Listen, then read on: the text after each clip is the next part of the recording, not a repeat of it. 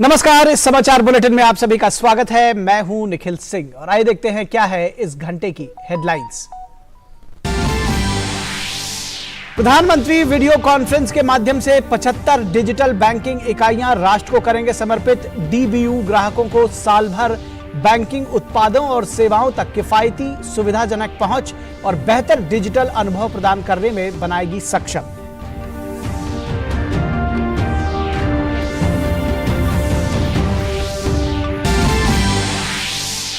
देश में पहली बार हिंदी में होगी एमबीबीएस की पढ़ाई। केंद्रीय गृह मंत्री अमित शाह करेंगे पुस्तकों का विमोचन। प्रोजेक्ट का नाम दिया गया मंदार। उत्तर प्रदेश में भी मेडिकल और इंजीनियरिंग की पुस्तकों का हिंदी में किया जा रहा है अनुवाद।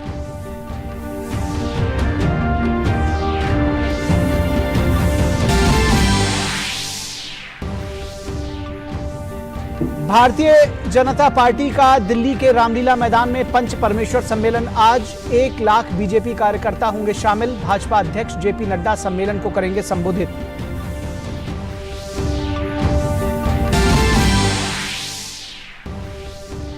वित्त मंत्री निर्मला सीतारमण ने भारतीय अर्थव्यवस्था के ठोस बुनियादी सिद्धांतों की सराहना की। कहा, महंगाई नियंत्रण में भारतीय रुपया कई अन्य एशियाई मुद्राओं की तुलना में कर रहा है बेहतर प्रदर्शन।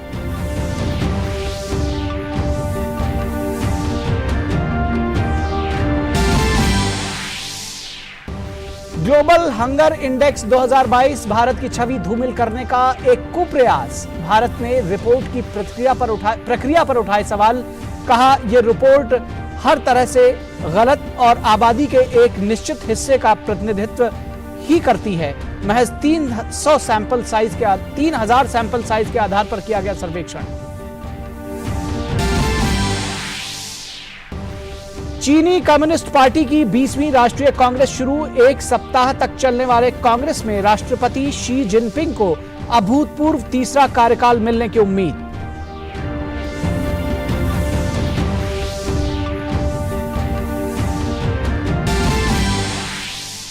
T20 विश्व कप 2022 का इंतजार खत्म। आज ग्रुप स्टेज के मुकाबलों से होगा टूर्नामेंट का आगाज। पहले दिन श्रीलंका का मुकाबला नामीबिया और यूएई का सामना नीदरलैंड से।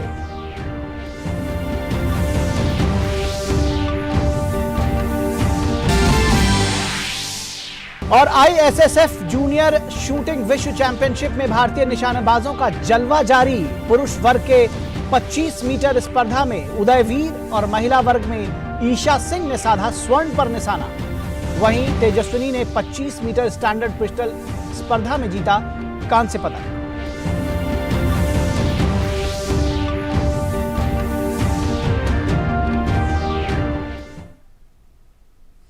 और आइए खबरों को विस्तार से देखते हैं। प्रधानमंत्री नरेंद्र मोदी आज सुबह 11 बजे वीडियो कॉन्फ्रेंसिंग के जरिए 75 डिजिटल बैंकिंग इकाइयां यानी कि डीबीयू राष्ट्र को समर्पित करेंगे। इस अवसर पर पीएम लोगों को संबोधित भी करेंगे। वर्ष 2022-23 के केंद्रीय बजट भाषण में वित्त मंत्री निर्मला सीतारमण ने देश की आजादी के 75 साल पूरा होने के उपलक्ष्य में देश के 75 जिलों में 75 डीबीयू की स्थापना किए जाने की घोषणा की थी। इन यूनिट्स की स्थापना का लक्ष्य डिजिटल बैंकिंग का लाभ देश के कोने कोने तक पहुंचाना है। सार्वजनिक क्षेत्र के 11 बैंक, 12 निजी बैंक और एक लघु वित्त बैंक इस प्रयास में भाग ले रहे हैं। ये DBU brick and mortar outlets से संचालित किए जाएंगे, जहां लोगों को बचत खाता खोलने, बैलेंस चेक करने, पासबुक प्रिंट कराने, राशि अंतरित करने, फिक्स डिपॉजिट में निवेश करने और ऋण के लिए आवेदन करने जैसी विभिन्न डिजिटल बैंकिंग सुविधाएं प्रदान की जाएंगी। डीबीयू ग्राहकों को साल भर बैंकिंग उत्पादों और सेवाओं की किफायती, सुविधाजनक पहुंच और बेहतर डिजिटल अनुभव प्रदान करने में सक्षम बनाएगी। मध्य प्रदेश देश का पहला ऐसा राज्य बनने जा रहा है जहां एमबीबीएस की पढ़ाई हिंदी में शुरू होने जा रही है। देश में ऐसा पहली बार होगा जब मेडिकल की पढ़ाई हिंदी में शुभारंभ की जाएगी। केंद्रीय गृह एवं सहकारिता मंत्री अमित शाह भोपाल के लाल परेड ग्राउंड में हिंदी में मेडिकल की पढ़ाई का शुभारंभ करेंगे। इसके साथ ही एमबीबीएस प्रथम वर्ष की हिंदी पुस्तकों का भी विमोचन करेंगे। अपने दौरे में अमित शाह ग्वालियर के राजमाता विजया राजे सिंधिया हवाई अड्डे के नए टर्मिनल का भी शुभारंभ करेंगे।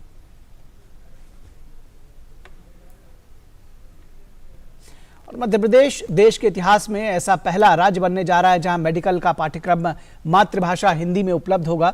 रविवार को राजधानी भोपाल के लाल परेड ग्राउंड में देश के गृह मंत्री अमित शाह एमबीबीएस की किताबों का विमोचन करेंगे। मध्य प्रदेश हिंदी में मेडिकल की पढ़ाई शुरू कर एक नया इतिहास रचने जा रहा है। केंद्रीय गृह एवं सहकारिता मंत्री अमित शाह कल भोपाल के लाल परेड ग्राउंड में हिंदी में मेडिकल की पढ़ाई का शुभारंभ करेंगे। इस मौके पर एमबीबीएस प्रथम वर्ष की हिंदी पुस्तकों का विमोचन भी किया जाएगा।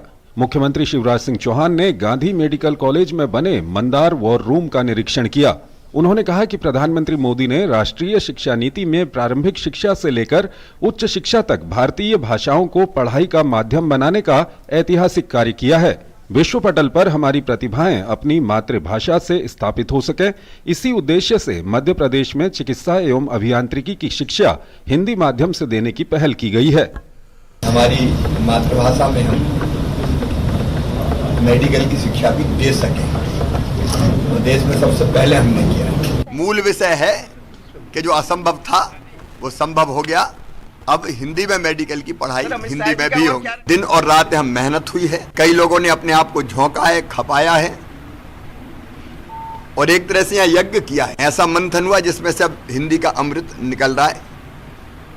इसलिए मैं इस टीम से मिलने और इनको बधाई देने आज यहाँ आया था। ये स्थान भी ऐतिहासिक हो गया है। प्रदेश के चिकित्सा शिक्षा मंत्री विश्वास सारंग लगातार लाल परेड ग्राउंड पहुंचकर व्यवस्थाओं का जायजा ले रहे हैं। उन्होंने कहा कि मध्य प्रदेश में 16 अक्टूबर को गृह मंत्री अमित शाह के द्वारा एमबीबीएस कोर्स की पढ़ाई की किताबों का विमोचन करने के साथ ही ये तारीख इतिहास के पन्नों में दर्ज हो जाएगी। 16 अक्टूबर रविवार को देश के इतिहास में पहली बार मध्य प्रदेश वो राज्य बनने वाला है जो हिंदी में मेडिकल की पढ़ाई शुरू करेगा। हमारे यशस्वी गृह मंत्री अमित शाह जी और मुख्यमंत्री शिवराज सिंह चौहान जी के कर कमलों से हम हिंदी की पढ़ाई शुरू करवा रहे हैं। हमारी जो हिंदी की किताबें हैं उनका विमोचन होगा। मेडिकल की फर्स्ट ईयर की देश के यशस्वी प्रधानमंत्री नरेंद्र मोदी जी के आह्वान पर मध्य प्रदेश की सरकार ने ये एक बड़ा काम किया है और आजादी के अमृत महोत्सव पर मध्य प्रदेश सरकार का ये देश के हिंदी भाषी छात्रों को एक बड़ी सौगात है। मातृभाषा में शिक्षा को बढ़ावा देने का मोदी सरकार कदम उठा रही है और मध्य प्रदेश के द्वारा हिंदी में मेडिकल की पढ़ाई की शुरुआत इस दिशा में उठाया गया एक ऐतिहासिक कदम है। Bureau report, DD news. और मध्य प्रदेश जहां मेडिकल की पढ़ाई हिंदी में करवाने वाला भारत का पहला राज्य बन गया है, तो वहीं दूसरी ओर इसी कड़ी में अब एक नाम उत्तर प्रदेश का भी जुड़ने वाला है। उत्तर प्रदेश के मुख्यमंत्री योगी आदित्यनाथ ने एक ट्वीट में बताया है कि यूपी में मेडिकल और इंजीनियरिंग की कुछ पुस्तकों का हिंदी में अनुवाद कर दिया गया है। इसका लाभ छात्रों को आगामी वर्ष से प्रदेश के विश्वविद्यालयों और महाविद्यालयों में इन विषयों के पाठ्यक्रम हिंदी में पढ़ने के लिए मिलेंगे। तो उत्तर प्रदेश में भी नई शुरुआत होने वाली है। और भारतीय जनता पार्टी आज दिल्ली के रामलीला मैदान में पंच परमेश्वर सम्मेलन का आयोजन करने जा रही है। इस सम्मेलन में 1 लाख बीजेपी कार्यकर्ता शामिल होंगे। भाजपा अध्यक्ष जेपी नड्डा पंच परमेश्वर सम्मेलन को संबोधित करेंगे। दिल्ली के भाजपा अध्यक्ष आदेश गुप्ता ने सम्मेलन की तैयारियों का जायजा लिया। उन्होंने कहा कि दिल्ली में पहली बार 1 लाख कार्यकर्ताओं की संख्या वाला कोई कार्यक्रम हो रहा है। पंच परमेश्वर सम्मेलन में भाजपा के राष्ट्रीय अध्यक्ष जेपी नड्डा शंखनाद कर विजय संकल्प की प्रेरणा देंगे।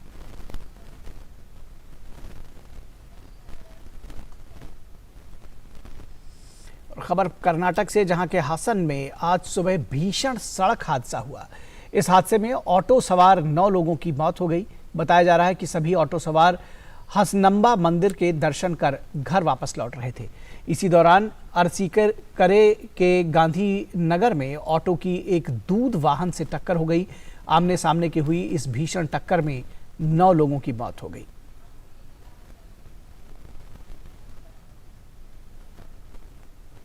और यहां रुकेंगे एक छोटे से ब्रेक के लिए। आप बने रहिए डीडी न्यूज के साथ। Hey girls! Hi! Congratulations! आज तो पार्टी चाहिए। पहले चैंपियन के साथ सेल्फी लेंगे। आइडिया, यही करते हैं पार्टी। Pizza party. ये चल अपना कार्ड और पिन दे। मेरे कार्ड की डिटेल्स मैं खुद ही डालूंगी। आरबीआई कहता है अपना पिन, ओटीपी, सीवीवी या इंटरनेट बैंकिंग पासवर्ड किसी के साथ शेयर ना करें। ऑनलाइन बैंकिंग सिर्फ अपने कंप्यूटर, मोबाइल और सिक्योर नेटवर्क से करें।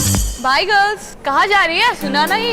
No sharing. आरबीआई कहता है जानकार बनिए, सतर्क रहिए। अलग हैं हम, ये रफ्तार नई है, ये रफ्तार सही है, ये जज्बा नया है, खुद ब खुद बयां है। आयशर प्राइमर G3, जज्बा नया, जीत नई। ब्रेक के बाद एक बार फिर आप सभी का स्वागत है। एनएसजी के 38वें स्थापना दिवस पर केंद्रीय गृह मंत्री अमित शाह ने शुभकामनाएं दी हैं। उन्होंने अपने ट्वीट संदेश में लिखा, हर भारतवासी को एनएसजी के शौर्य और वीरता पर गर्व है। सर्वत्र सर्वोत्तम सुरक्षा के मंत्र के साथ एनएसजी कमांडो देशवासियों में विश्वास के भाव को उत्पन्न करते हैं। एनएसजी ब्लैक कैट्स 38वें स्थापना दिवस पर जवानों को शुभकामनाएं देता है और राष्ट्रीय सुरक्षा के प्रति उनके समर्पण को सलाम करता हूं। लोकसभा अध्यक्ष ओम बिरला ने दिल्ली स्थित अक्षरधाम मंदिर में भगवान श्री स्वामीनारायण जी के दर्शन किए और महंत स्वामी जी महाराज से भी मुलाकात की। लोकसभा अध्यक्ष ने अपने ट्वीट संदेश में कहा कि अक्षरधाम मंदिर में भगवान श्री स्वामीनारायण जी के दर्शन कर महंत स्वामी जी महाराज का आशीर्वाद प्राप्त किया। उन्होंने कहा कि मंदिर में जहां अलौकिक भक्ति, पवित्रता और शांति की अनुभूति हुई, वहीं स्वामी जी से मानव सेवा को समर्पित रहने की दिव्य प्रेरणा और ऊर्जा मिली। अमेरिका की अपनी आधिकारिक यात्रा पर वाशिंगटन डीसी में मीडिया को संबोधित करते हुए केंद्रीय वित्त मंत्री निर्मला सीतारमण ने बिजली उत्पादन के लिए कोयले पर भारत की अत्यधिक निर्भरता के मुद्दे पर कहा कि कई पश्चिमी देश बिजली उत्पादन के लिए कोयले का उपयोग कर रहे हैं। उन्होंने कहा कि केवल भारत ही नहीं है बल्कि कई देश ऊर्जा उत्पादन के लिए कोयले पर निर्भर है। Western world has seen countries moving to coal. Austria has already said, and today did I say that they're going back to coal. Did I see a news item today that in UK the Battersea, one of the oldest legacy thermal units, is back again. It's a beautiful landmark for London, but then matter of fact it is now reviving itself as a thermal unit. So it's not just India. Many countries have gone back, and coal is now going to be back again because I think gas cannot be afforded, or it is not available as much as you want. और भारत में डिजिटलीकरण को लेकर वित्त मंत्री ने कहा कि कई सदस्यों के सुझाव हैं कि G20 के दौरान हमें ये दिखाना चाहिए कि हमने अपनी डिजिटल उपलब्धियों में क्या किया है, जैसे आधार या अन्य डिजिटल एप्लीकेशन देश में बड़ी आबादी के बीच अच्छे से काम कर रहे हैं। During the G20, we should showcase what we've done in our digital, achievements in terms of the way in which Aadhaar is spread, the way in which other digital applications have spread in the country. In fact, today in my meeting with the World Bank, President David Malpass himself said that you should now showcase the deepening of digital applications in India and how common people have accepted it. And he said he will be happy from the World Bank side to work together with India to be able to take it to the other parts of the world. विदेश मंत्री doctor S Jaishankar मिस्र के दौरे पर हैं। उन्होंने मिस्र के साथ मजबूत संबंध स्थापित करने के लिए वहां के विदेश नीति के क्षेत्र में प्रतिष्ठित हस्तियों से मुलाकात भी की। इस दौरान एस जयशंकर ने मिस्र में भारतीय समुदाय के लोगों के साथ बातचीत भी की। उन्होंने भारतीय समुदाय से मिलकर अपनी प्रसन्नता जाहिर करते हुए उन्हें धन्यवाद भी दिया।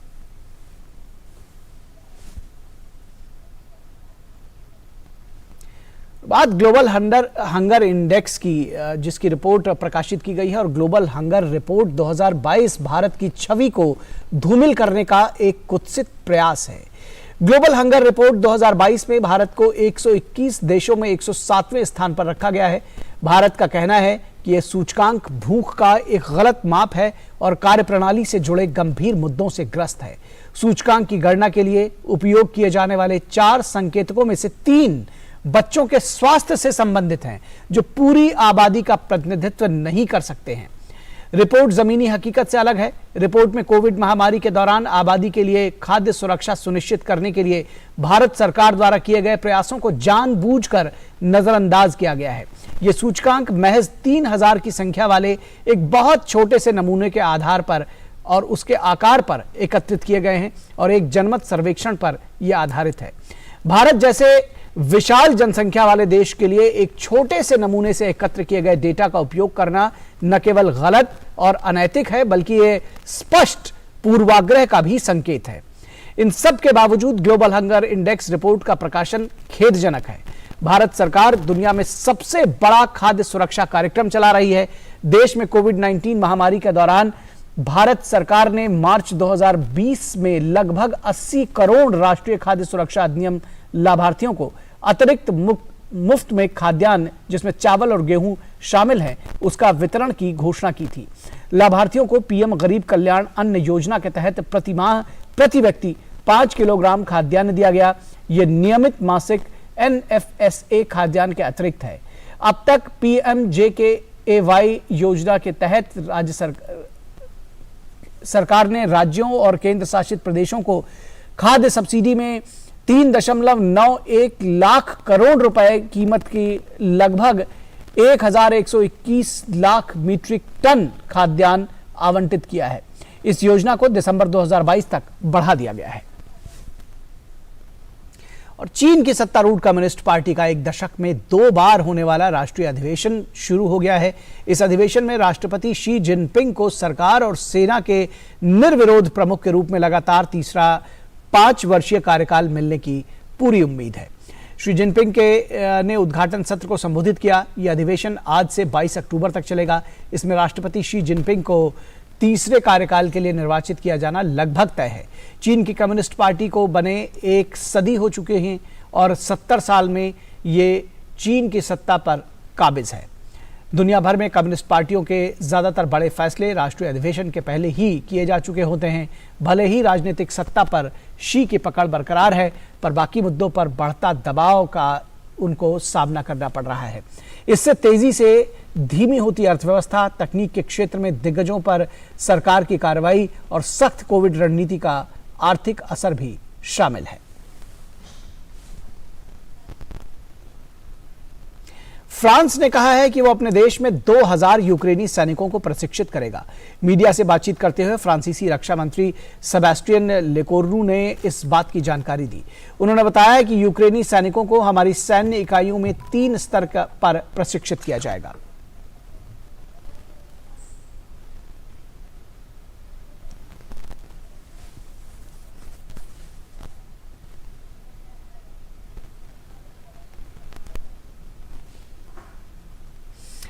और आज सुबह नई दिल्ली में राष्ट्रीय राजधानी के JNL स्टेडियम में वेदांता दिल्ली हाफ मैराथन 2022 की शुरुआत की गई। इस हाफ मैराथन को उपराष्ट्रपति जगदीप धनखड़ ने जवाहरलाल नेहरू स्टेडियम में प्रीमियर रेस को झंडी दिखाकर रवाना किया। वहीं बड़ी संख्या में प्रतिभागी इस रेस में शामिल हुए। खबर क्रिकेट के मैदान से। ICC T20 विश्व कप का आगाज आज से होने जा रहा है। इस टूर्नामेंट में आज से क्वालिफाइंग राउंड के मुकाबले खेले जाएंगे, जो कि 21 अक्टूबर तक चलेंगे। आज पहले दिन ग्रुप स्टेज के मुकाबले में श्रीलंका का मुकाबला नामीबिया से होगा। वहीं दिन के दूसरे मुकाबले में UAE की टीम नीदरलैंड के खिलाफ मैदान में उतरेगी। भारतीय टीम अपने विश्व कप अभियान की शुरुआत 23 अक्टूबर को पाकिस्तान के खिलाफ करेगी। भारत और पाकिस्तान को सुपर 12 राउंड के ग्रुप 2 में रखा गया है। ग्रुप 2 में इन दोनों टीमों के अलावा बांग्लादेश, दक्षिण अफ्रीका और ग्रुप बी की विनर टीम और ग्रुप ए की रनर अप टीमें होंगी। वहीं सुपर 12 राउंड के ग्रुप 1 में Afghanistan, Australia, England, New Zealand group A की विनर टीम और ग्रुप बी की रनर अप टीमें शामिल होंगी। और मिस्र के कायरो में चल रही ISSF जूनियर शूटिंग विश्व चैंपियनशिप में भारतीय निशानेबाजों का शानदार प्रदर्शन देखने को मिल रहा है। शनिवार को उदयवीर सिद्धू ने 2 स्वर्ण पदक अपने नाम किए। उन्होंने जूनियर पुरुष 25 मीटर और स्टैंडर्ड पिस्टल खिताब अपने नाम करने में सफलता हासिल की। वहीं ईशा सिंह ने जूनियर महिला 25 मीटर पिस्टल स्पर्धा का स्वर्ण अपने नाम किया। जबकि तेजस्विनी ने 25 मीटर स्टैंडर्ड पिस्टल स्पर्धा में कांस्य पदक हासिल करने में सफलता पाई। इस टूर्नामेंट के पदक तालिका में भारत दूसरे पायदान पर काबिज है, चीन पहले नंबर पर है।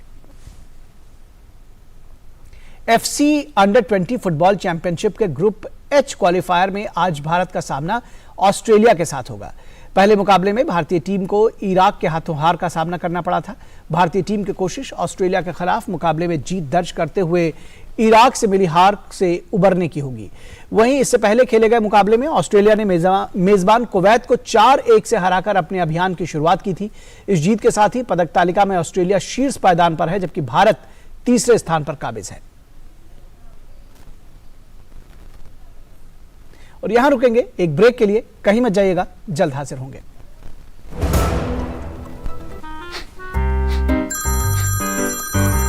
सर, आपका KYC अपडेट करना है, नहीं तो अकाउंट और ATM कार्ड ब्लॉक हो जाएगा। सावधान सावधान। 2.5 करोड़ का इनाम मुझे। देखिए, अनजाने कॉल्स, फर्जी ईमेल्स, लिंक्स और जाली ऐप से अपना पिन, OTP, पासवर्ड कभी भी किसी के साथ शेयर न करें। आप रहेंगे सावधान तो नहीं होगा नुकसान। RBI कहता है, जानकार बनिए, सतर्क रहिए। अलग है हम, ये रफ्तार नई है, ये रफ्तार सही है, ये जज्बा नया है, खुद ब खुद बयां है। आयशर प्राइमर G3, जज्बा नया, जीत नई। ब्रेक के बाद एक बार फिर आप सभी का स्वागत है। किसी भी राष्ट्र की प्रगति उस देश की शिक्षा प्रणाली में निहित होती है। व्यक्ति के समग्र विकास के साथ साथ समाज और देश का विकास शिक्षा से ही होता है। मानव विकास सूचकांक में आकांक्षी वर्ग से आने वाले महाराष्ट्र के वाशिम जिले के शैक्षणिक पिछड़ेपन को दूर करने के लिए राष्ट्रीय ग्रामीण आजीविका मिशन के तहत नीति आयोग से मिली 2,67,00,000 की राशि से वाशिम जिले में स्वर्गीय अटल बिहारी वाजपेयी अंतर्राष्ट्रीय पाठशाला का निर्माण कार्य प्रगति पर है। इससे जिले में और उसके आसपास 22 गांव के 5,500 छात्रों को गुणवत्तापूर्ण शिक्षा मिल सकेगी।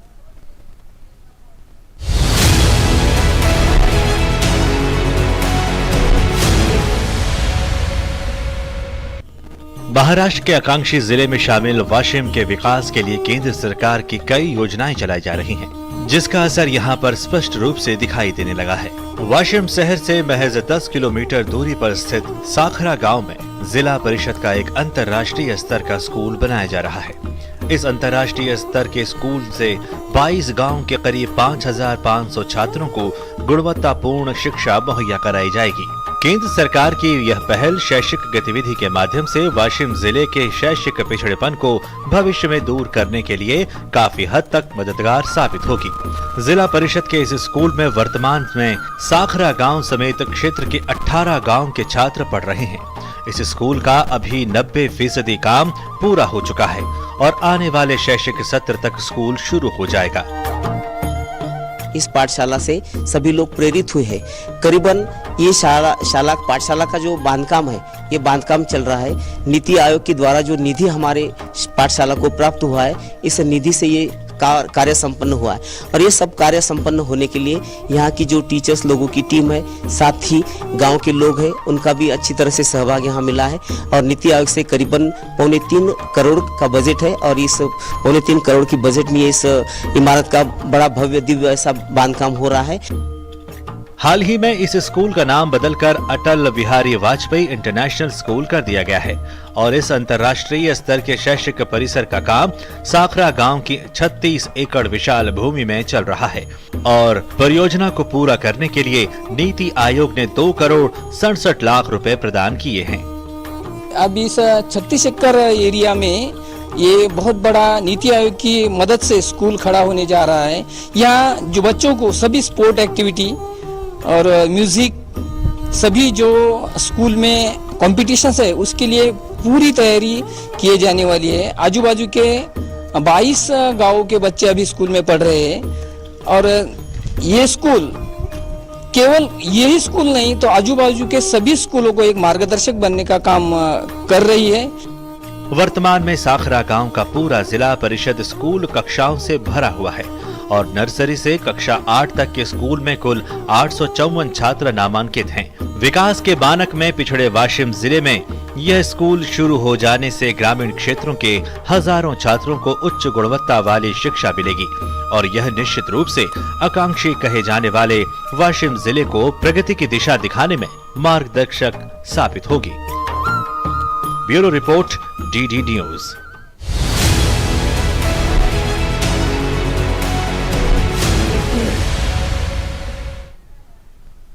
तो इस समाचार बुलेटिन में बस इतना ही। हमारी पूरी टीम को दीजिए इजाजत। नमस्कार।